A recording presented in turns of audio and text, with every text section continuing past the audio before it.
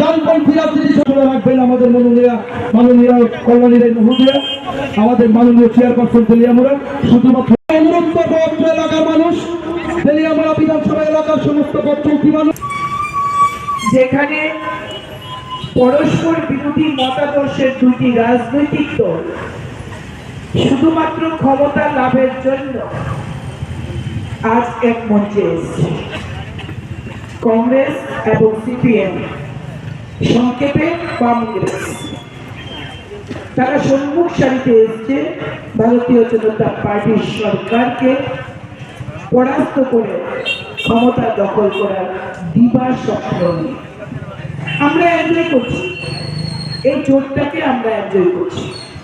আমার খুব ভালো লাগছে যখন তেলিয়ামুড়ার কমিউনিস্ট নেতা সুবীর বাবু, তিনিও শিক্ষক, যখন কংগ্রেসের পতাকা কাঁধে নিয়ে ইনকলাব জিন্দাবাদ বলছেন, কাঁধে তার কংগ্রেসের পতাকা। আমার খুব ভালো লাগছে, আমরা এনজয় করছি। হেমন্ত কুমার জমাতিয়ার মতো ডাকসেটে কমিউনিস্ট নেতা যখন কংগ্রেসের পতাকা নিয়ে লাল টুপি পরে বলছেন কংগ্রেস প্রার্থীকে ভুটুর ভোটে জয়যুক্ত করুন, আমরা এনজয় করছি। মনীন্দ্রচন্দ্র দাস, যিনি নিজেকে কট্টর বামপন্থী বলে, কট্টর কংগ্রেস বিরোধী বলে এই কল্যাণপুর এবং তেলিয়ামুড়া বিধানসভা দাপিয়ে বেড়াতেন এক সময়, তাকে যখন অসহায়ের মতো কংগ্রেসের পতাকা হাতে হাত চিনে ভোট দেওয়ার জন্য আবেদন নিবেদন করতে দেখছি, করুণা হচ্ছে না। ওই লেবার রুমের মধ্যে পিটিয়ে খুন করা হয়েছিল।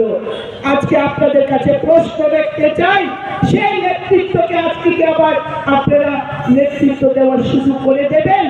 যারা সেই কংগ্রেসের কালো হাত বলে কমিউনিস্টরা মিছিল মিটিং করতো, কালো হাত ভেঙে দাও, ঘুরিয়ে দাও, আজকে কি তাদের জন্য আবার আপনারা সুযোগ করে দেবেন? আমার দৃঢ় বিশ্বাস আপনারা সেটা করবেন না।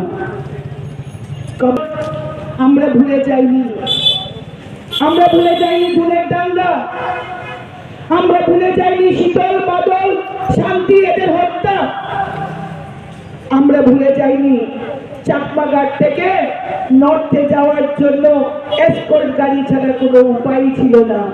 ত্রিপুরার শান্তি শৃঙ্খলা বিঘ্নিত হয়ে গিয়েছিল।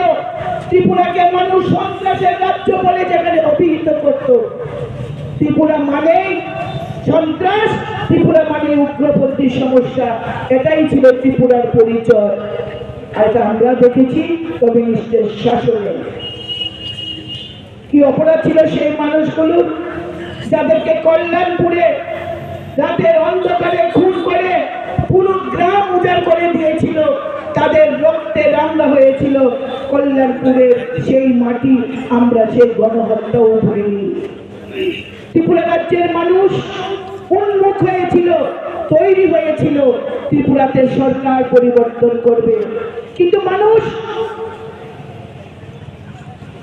কংগ্রেসীদের ভরসা করেনি। আর কমিউনিস্ট স্লোগান তুলত 50 আর আমরা তাই দেখতাম 50 জন কমিউনিস্টের এমএলএ আর কংগ্রেসের 10 জন এমএলএ। হিসাব তাদের ছিল, যাদেরকে নির্বাচনে জিতিয়ে দিলে রাজনীতিটা করতে সুবিধা হবে, আর তাদেরকে টাকা পয়সা, চাকরি, দম দৌলত, সুযোগ সুবিধা, পুলিশ এসকর্ট দিয়ে তাদেরকে পুষে রেখেছিল কমিউনিস্টের সরকার।